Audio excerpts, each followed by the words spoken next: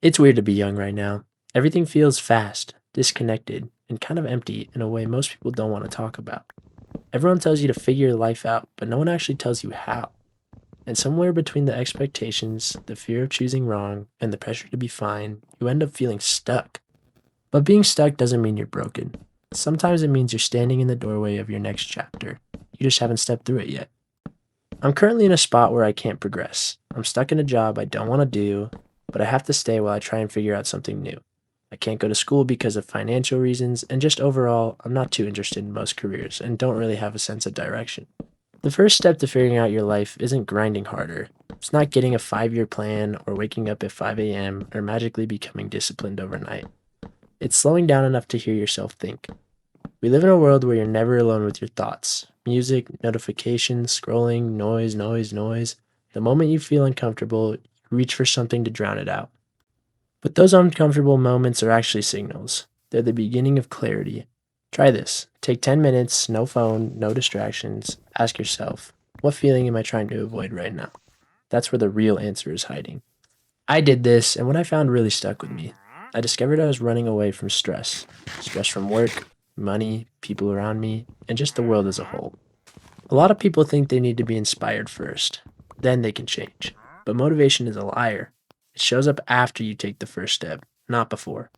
The truth is, you don't need to fix your whole life this week. You just need to build tiny, stupid, almost embarrassingly small momentum.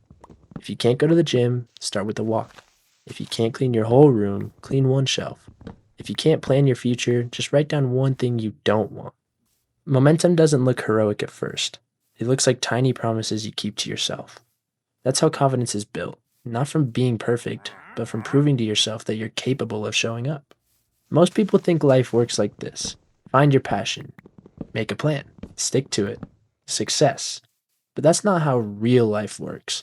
Your future isn't a pass someone hands you, it's a skill you learn by trying things, messing up, pivoting, and learning again. Give yourself permission to experiment, to try something and realize it's not for you, to change directions without feeling like you failed.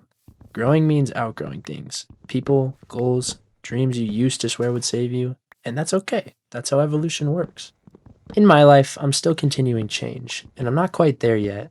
A couple of things I do is making my bed daily and just trying harder to focus on overall tidiness and also going to the gym, even when I really don't feel like it. You ever notice how everyone online seems like they're 5 steps ahead of you? New job, new relationship, new milestone, and you're just here trying?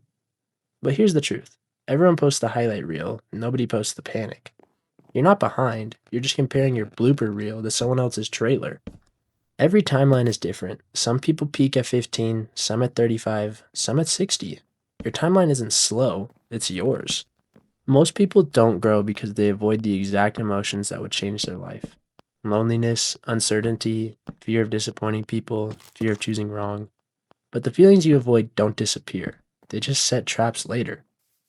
Being happy isn't about never feeling uncomfortable, it's about learning how to sit with the discomfort long enough to learn from it. Your life won't change if you continue the same cycle. It will change when you change. Ask yourself, what emotion am I scared will ruin me if I actually feel it? Because that's the one thing holding you hostage. My whole life, I've been avoiding living as a whole. I felt so stressed about my personal body image, how much money I have, how I will be successful, and it drained me. Drained me enough to where I had to break down physically and mentally. I've slowly been working on it the past year, and some things happened. I've noticed the small things I do add up. The world does feel disconnected.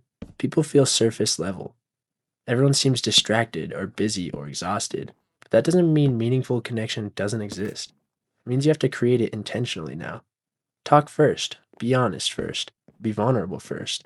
Say the thing everyone else is scared to say. Connection isn't about finding people who magically understand you. It's about giving people a chance to see the real you. Sometimes the biggest barrier isn't the world. It's the voice in your head that whispers, "You don't deserve better. You're not enough. You'll mess everything up. You'll lose people if you change." But self-hatred isn't truth. It's conditioning. You don't need permission to evolve. You don't need someone to tell you that you're ready. You don't need a perfect plan. You just need one moment of courage. One step, one decision, one uncomfortable push. Your future starts the moment you decide you're the one worth building. Figuring out your life isn't a destination. It's a practice. And you're not behind, you're not broken, and you're not doomed. You're in the middle of becoming someone you haven't met yet. And that person, they're counting on you to not give up here.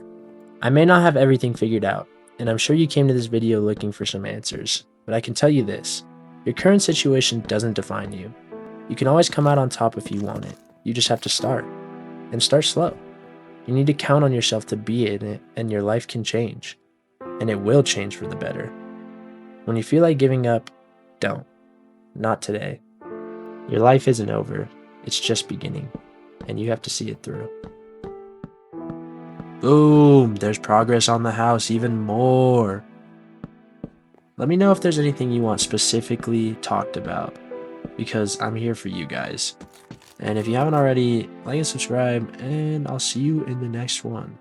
I love y'all.